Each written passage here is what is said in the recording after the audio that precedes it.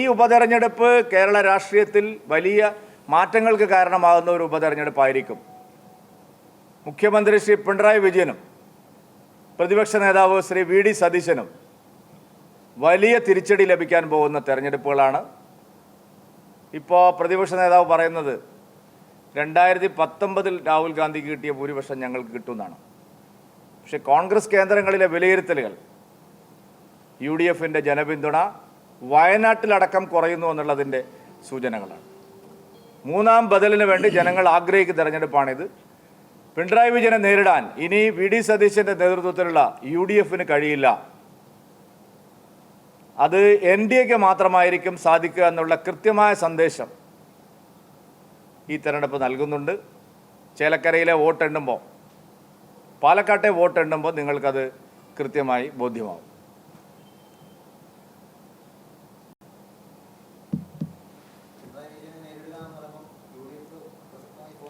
UDF അപ്രസക്തമാവും ഈ തെരഞ്ഞെടുപ്പിൽ. പാലക്കാടും ചേലക്കരയിലും തെരഞ്ഞെടുപ്പ് കഴിയുമ്പോൾ LDFിനെ നേരിടാൻ ജനങ്ങളുടെ പ്രതിപക്ഷമായി NDA ആയിരിക്കും, UDF ആയിരിക്കില്ല എന്നുള്ളതാണ് ഈ തെരഞ്ഞെടുപ്പ് നൽകുന്ന ഏറ്റവും വലിയ സന്ദേശമായിട്ട് വരാൻ പോകുന്നത്.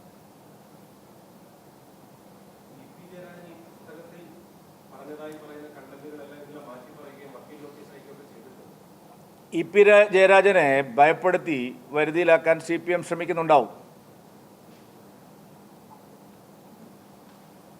EP ജയരാജൻ്റെ ആത്മകഥ പാർട്ടി എങ്ങനെയാണ് വിലയിരുത്തുന്നത് എനിക്കറിയില്ല. പക്ഷേ അങ്ങനെ ഒരു ആത്മകഥ ഉണ്ടായിരുന്നു. DC ബുക്സുമായിട്ട് അത് പ്രകാശനം ചെയ്യാൻ തിരഞ്ഞെടുത്തു. അതെല്ലാം ശരിയാണ്. പക്ഷേ ഇന്നലെ ഇത് പുറത്തു വന്നത്, ആത്മകഥയിലെ പരാമർശങ്ങൾ ഇന്നലെ പുറത്തു വന്നത് വി.ഡി. സതീശൻ്റെ കൂടി ഉപദേശത്തിൻ്റെ ഭാഗമായിരിക്കുമെന്ന് മനസ്സിലാക്കാനുള്ള ബുദ്ധി കേരളത്തിലുണ്ടെന്ന് എനിക്ക് തോന്നുന്നു. കാരണം ആത്മകഥയിലെ പല ഭാഗങ്ങളും ഇന്നലെ പുറത്തു വന്നത്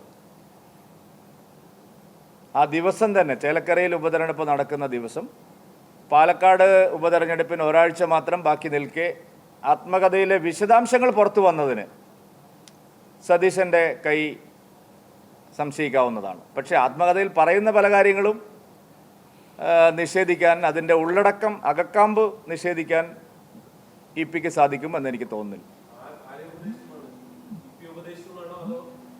അല്ല, EP ജയരാജൻ അദ്ദേഹത്തിൻ്റെ ആത്മകഥയിൽ പറഞ്ഞ വിവാദപരമായ പരാമർശങ്ങൾ വയനാട്ടിലും ചേലക്കരയിലും ഉപതെരഞ്ഞെടുപ്പ് നടക്കുന്ന ദിവസം പുറത്തുവിട്ടതിന് പിന്നിൽ ഒരു ഗൂഢാലോചനയുണ്ട് എന്നാണ് ശരിയായി മനസ്സിലാക്കേണ്ടത്. അതിന് പിന്നിൽ വി.ഡി. സതീശൻ്റെ ബുദ്ധി ഉണ്ടാവും എന്നുള്ള കാര്യത്തിൽ സംശയമില്ല.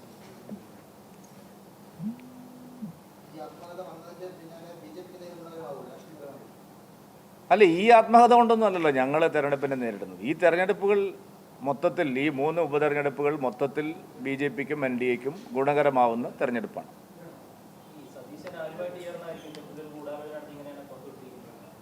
അല്ല, അതെനിക്ക് അറിഞ്ഞൂടാ. നിങ്ങൾ മാധ്യമങ്ങളുമായിട്ടാണോ അതല്ല EP-യുമായിട്ടാണോ എന്നൊക്കെയുള്ളത് വരും ദിവസങ്ങളിൽ പുറത്തു വരേണ്ടതാണ്.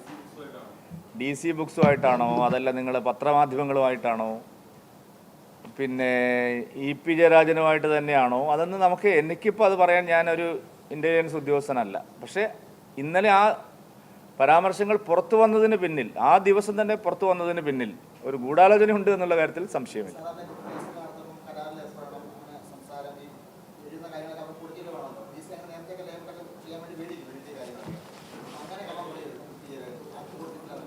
അല്ല, അങ്ങനെയല്ല. സാധാരണ ഒരു പുസ്തക പ്രകാശനം വരുമ്പോൾ ആ പുസ്തക പ്രകാശനം നടത്തുന്ന കമ്പനിയോ അതല്ലെങ്കിൽ പുസ്തകം എഴുതിയ ആളോ ഒഫീഷ്യലായിട്ട് അവരുടെ പരസ്യങ്ങൾ പുറത്തുവിടാറുണ്ട്. ഈ വിഷയത്തിൽ നാം കണ്ടത് അങ്ങനെയല്ല. അതുകൊണ്ടാണ് ഞാൻ വി.ഡി. സതീശൻ്റെ തിരക്കഥ ഇതിലുണ്ടോ എന്ന് സംശയിക്കുന്നത്. കാരണം നേരത്തെ ഇതുപോലെ സംഭവങ്ങൾ ഉണ്ടായിട്ടുണ്ട്. തെരഞ്ഞെടുപ്പ് ദിവസം ഇത്തരം സന്ദർഭങ്ങൾ ഉണ്ടായിട്ടുണ്ട്.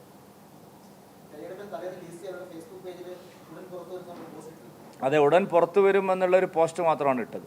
പിന്നീട് അത് ടൈംസ് ഓഫ് ഇന്ത്യയിലോ മറ്റോ ഏതൊരു പത്രത്തിലാണ് ആദ്യമായിട്ട് വിശദാംശങ്ങൾ വരുന്നത്.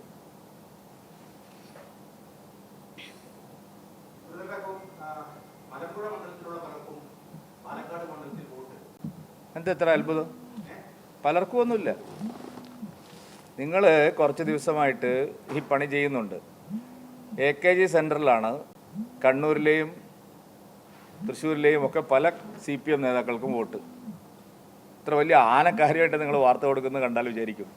BJP ജില്ലാ പ്രസിഡന്റിന് പാലക്കാട് പാർട്ടി ഓഫീസിൽ വോട്ട്. MP ഗോവിന്ദൻ അവിടെ വോട്ട് അല്ല, MP ഗോവിന്ദനല്ല, പല മാർക്സിസ്റ്റ് പാർട്ടിയുടെ സംസ്ഥാന സെക്രട്ടേറിയറ്റ് അംഗങ്ങൾ താമസിക്കുന്നത്, അവർ വോട്ട് ചെയ്യുന്നത് തിരുവനന്തപുരത്താണ്. വലിയ കാര്യമൊന്നുമല്ല. ഇല്ല, 2 ID കാർഡ് അവിടെ വോട്ടില്ലല്ലോ.